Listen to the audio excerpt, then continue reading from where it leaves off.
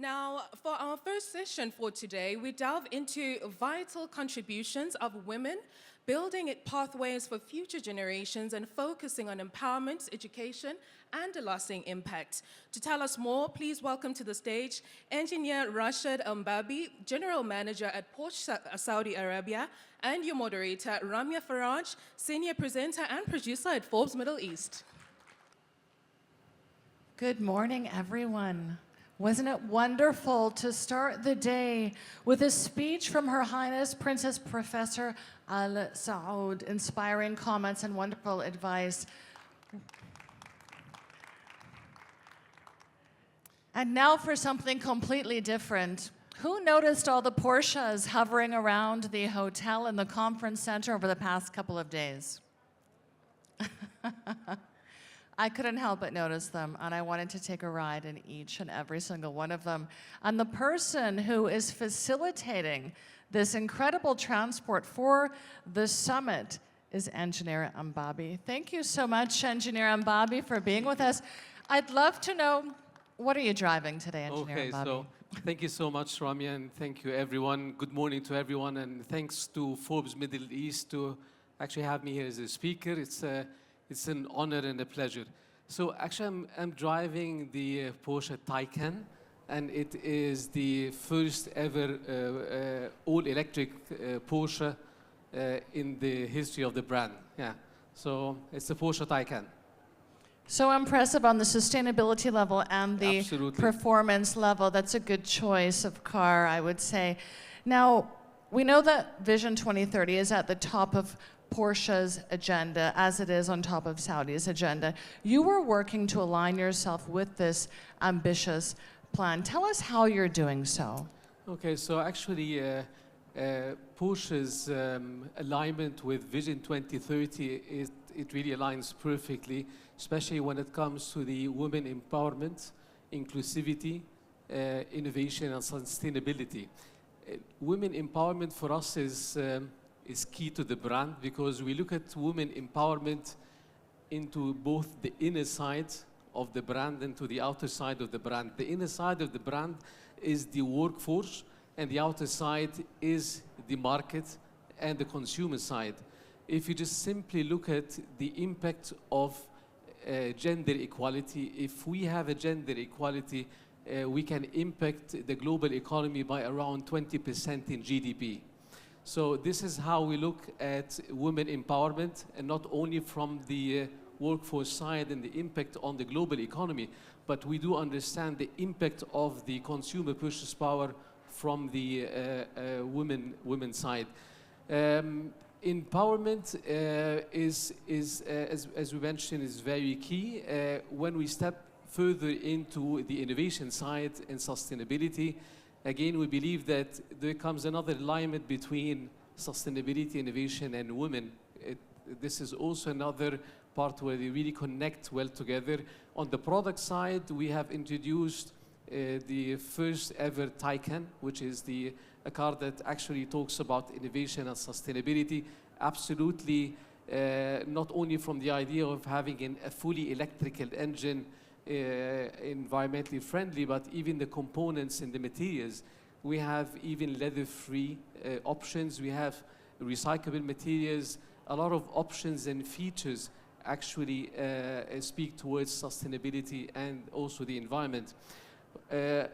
Recently, in end of October, we have launched the first ever SUV, fully electric in Porsche.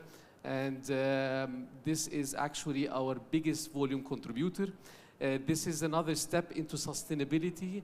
Further beyond the product, we also have started in the Kingdom of Saudi Arabia the sustainability assessment when it comes to facilities.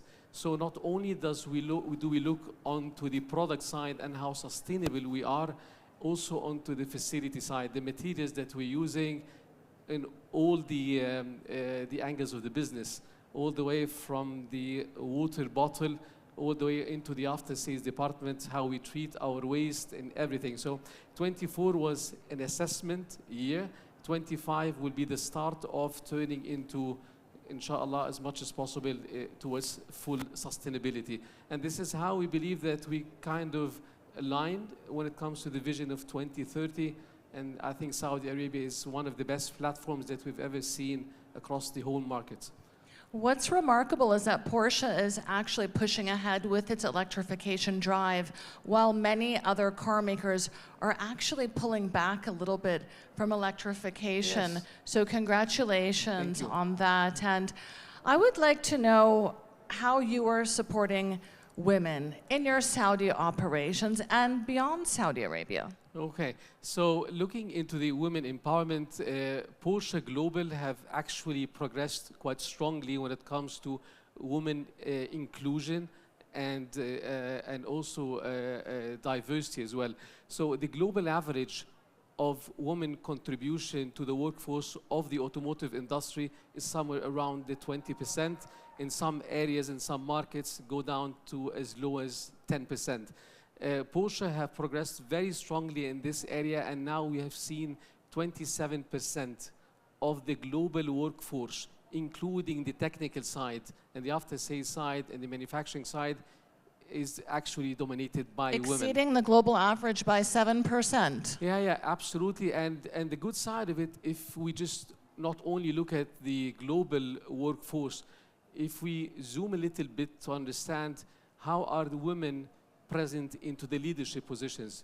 So we have clear examples by even Barbara Frankel being one of the board members into the procurement side. We have a lot of leaders into the planning side, manufacturing side in Porsche Global.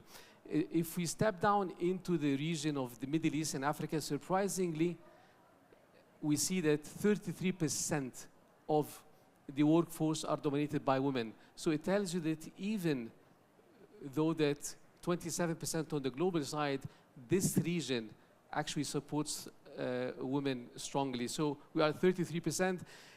Saudi Arabia was still a little bit behind. The numbers are not really the numbers that we want, but we are driving this kind of progress to Saudi Arabia. We stand, as we speak now, below 10%, but just this gives us room to grow.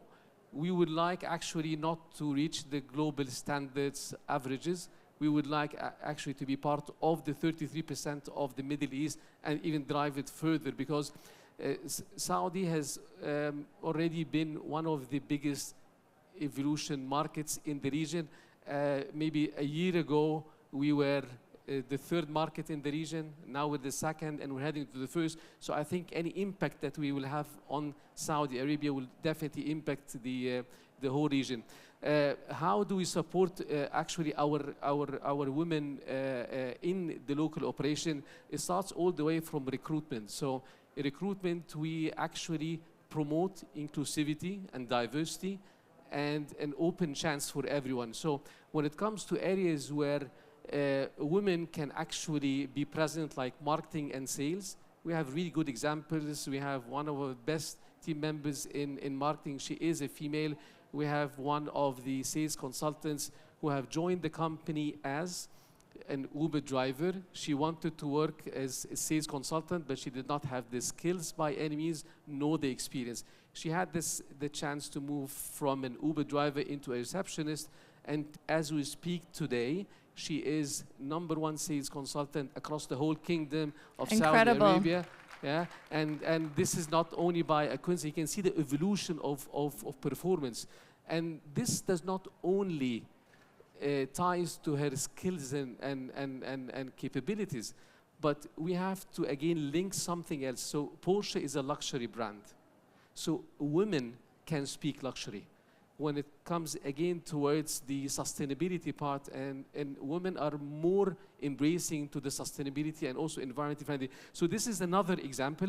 Even to the recruitment side, we don't limit ourselves when it comes to recruitment. So for example, if there is a role that is actually male-dominated, so we understand why it's male-dominated. It could be into the technical side, so we have our training and development programs, and we have the PAVE, which is Porsche After Sales Vocational Education. This is something that we have cooperated with the governments and the Saudi ministry here as well, and we have really great support from the side. So it means that even into the technical side, we're putting women in the position where they can really get developed and stepping further into the technical side. So when it comes to recruitment, equal chances, and with our current resources currently now, we give them all the tools in order to develop, and we believe very much that leadership positions, I would not say should be dominated, no, but there should be an equal gender when it comes to leadership positions. Why? Because the brand speaks luxury and women speaks luxury. The brand speaks sustainability and innovation, and it well ties very well with the brand direction. And we don't believe that leadership positions should be women-dominated either, do we? We also believe in 50-50, in shared responsibility. Absolutely. And you're catering to the luxury market, and we know that women have a lot of the spending power. You say your cars are designed with specific attention for women drivers. Tell us how your product design really puts women in the driver's seat. Okay, so in any product design phase, we always think of end in mind, what do our consumers want at the end of the day? So with this said, we have to understand that the biggest contributor to global spending is dominated by women. So the latest studies shows that 60 to 70% of the consumer purchase spending and power is coming from female. And surprisingly, in the Middle East, still 40 to 50%, but what surprises us as well is that although that only 45% on a global average are women buyers for vehicles, we see that the influence of purchasing decisions, 70% is actually dominated by females. So if we want to directly communicate, we communicate to females here. So product design. Having said this, any design that Porsche think about always have inclusivity in mind.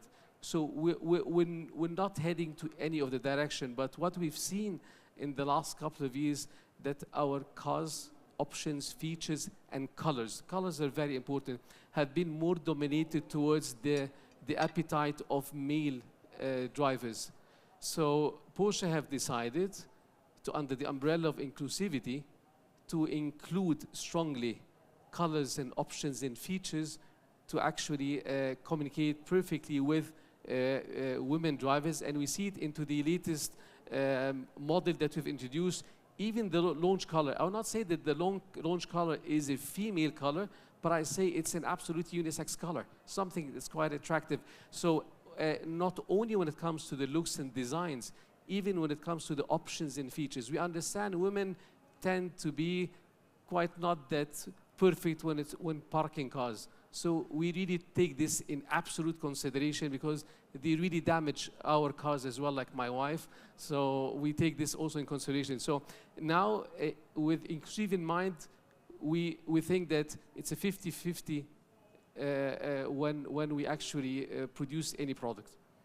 Tell us a little bit about what Porsche is doing for the community of female drivers in Saudi Arabia. So community, as we said, that we understand that the growing need for sport vehicles from the women's side is being absolutely visible. And we, in all our events, we think with inclusivity in mind. We don't look at this industry as male-dominated. When it comes to activities, not only that we include female, but also we think in a way that we are having for the 2025 activities dedicated to women. When it comes to driving experience, driving on track, driving even on ice in Finland, this is something that we're taking into consideration as well. And we are actually in the phase of establishing and supporting what we call as the Porsche Owners Club. So we've seen that, for example, in different other brands and equally in Porsche, that there is a Porsche Club for males. So now we are actually supporting and enhancing, establishing the Owners Club for women, fully dedicated for them. So many exciting developments, and we do appreciate Porsche putting women in the driver's seat. Thank you so much for joining us today. Thank you so much. Thank you.